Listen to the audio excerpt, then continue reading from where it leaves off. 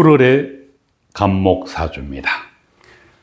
일반적으로 수월의 간목은 불이용신입니다. 그런데 이 사주를 자세히 보면은 신민년, 무술월, 갑인일, 병인시입니다. 가을의 간목이기는 하나 지지가 온전히 인묘, 사오미, 술토로만 구성된 조열해진 사주입니다. 그렇게 된다면은 가을의 간목이라 하더라도 물을 필요로 하고 물을 돕는 금이 희신 역할을 합니다. 보통 이런 경우에 실수를 많이 하기 때문에 주의 있게 공부를 해 놓으면 좋을 것 같습니다. 토화는 기구신이고 내 자신을 상징하는 목은 한신입니다. 사주에서 물이 어디 있는가를 찾아보니까 물은 일점 보이지 않습니다. 오직 희신에 해당되는 신금이 연간에서 보여지고 있습니다.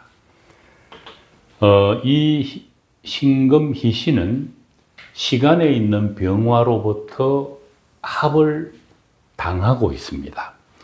당하고 있다는 것은 구신에 해당되는 병화가 주가 되어서 신금을 합거시키고 있다는 것입니다. 합거는 합을 당해서 원하지 않는 쪽으로 끌려간다라는 뜻입니다. 채로 보면 병신합수가 되겠지만은 실제로는 이 신금이 병화에게 끌려간다. 병신합, 화기운으로 흘러가고 있다라고 봐도 좋습니다. 화토 기운이 사주에서 강한 기구신이기 때문에 이 신금으로서는 뿌리도 없고 신금을 도와주는 용신도 없기 때문에 그야말로 고립무원입니다. 여기서 하나 주목해야 될 것은 기신, 무토, 편재의 동태입니다.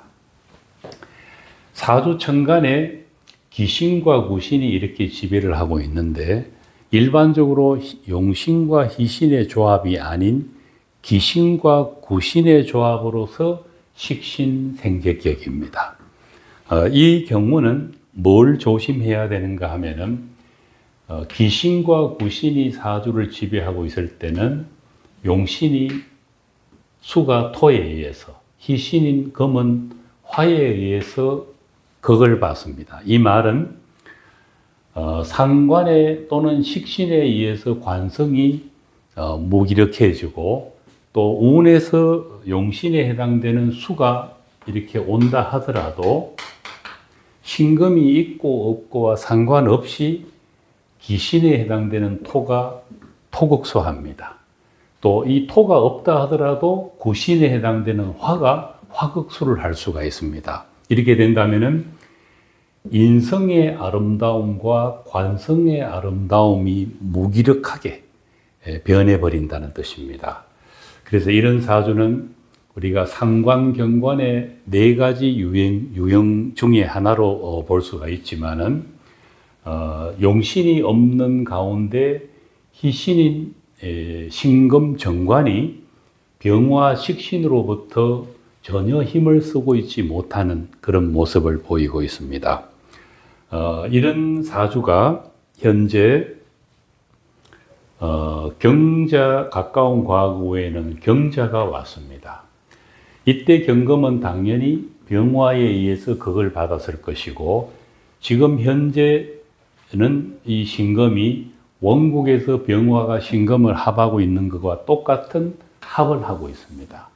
그리고 수금이 용신과 희신일 때 해자축, 진신, 유금이 용신의 근에 해당되는데 사주 원국의 지지에서는 전혀 없지만은 운에서 왔습니다. 운에서 왔지만 이 축토는 축미충뿐만 아니라 축술암합에 의해서 전혀 신금의 뿌리가 되어주지를 못하고 있습니다. 그래서 천간은 신금이 병화에 의해서 극을 받고 합거당하고 지지에서 따라온 축토는 축미충과 축술충에 의해서 또 나아가서 축인 암합에 의해서 전혀 용신의 근의 역할을 하지 못하고 있습니다.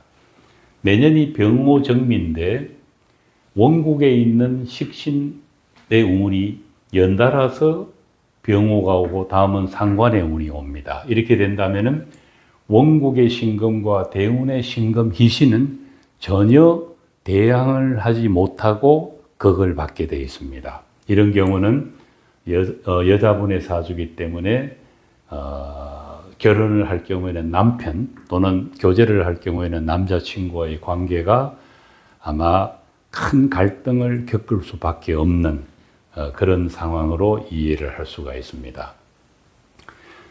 이런 식신과 편제가 이렇게 기구신으로 발달되어 있는 분들은 어떤 형태든 이 글자로 인한 과도한 마음작용을 다스려야 됩니다.